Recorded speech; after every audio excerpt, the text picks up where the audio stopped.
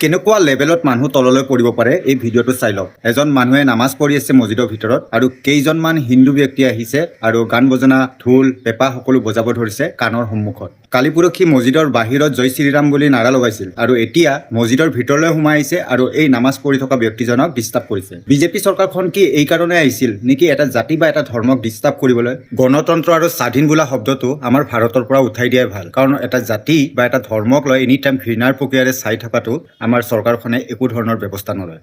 মুছলমান ধৰ্মৰ লোকে যদি নামাজ পঢ়ে তাতেও প্ৰব্লেম, যদি ৰোজা ৰাখে তাতেও প্ৰব্লেম, বা কিছুমান খাদ্য খালে তাতেও প্ৰব্লেম। মুঠতে এটাৰ পিছত এটা ঘৃণা চকুৰে কিছুমান হিন্দু লোকে চাই থাকিব। কিছুমান হিন্দু লোকৰ কথা কৈছোঁ, সকলো হিন্দু ভাই ককাই একে নহয়। কিছুমান হিন্দু যিবিলাকৰ বিবেক বা বুদ্ধি বা জ্ঞান, হিতাহিত জ্ঞান একেবাৰে হেৰুৱাই পেলাইছে, সেইসকল ঘৃণনীয় হিন্দুক কৈছোঁ আৰু অন্ধভক্তক কৈছোঁ। আমাৰ মুছলমান লোকসকলে কিমান আৰু ধৈৰ্য কৰিব? এদিন নহ'লে এদিন ৰিপ্লাই দিব, আৰু যেতিয়া ৰিপ্লাই দিব তেতিয়া এখন ডাঙৰ সংঘাতৰ সৃষ্টি হ'ব। গতিকে প্ৰশাসনৰ ওচৰত মোৰ এটাই ৰিকুৱেষ্ট থাকিল যে এইবিলাক ব্যক্তিক এবাৰ চাওক, যিবিলাক ঘৃণাৰ দৃশ্যৰে আমাৰ মুছলমানক চাই আছে, সিহঁতক উচিত শাস্তিটো দিয়ক, নহ'লে দেশ আৰু দেশ হৈ নাথাকে, কেইদিনমান পিছত একেবাৰে বিনষ্ট হৈ যাব।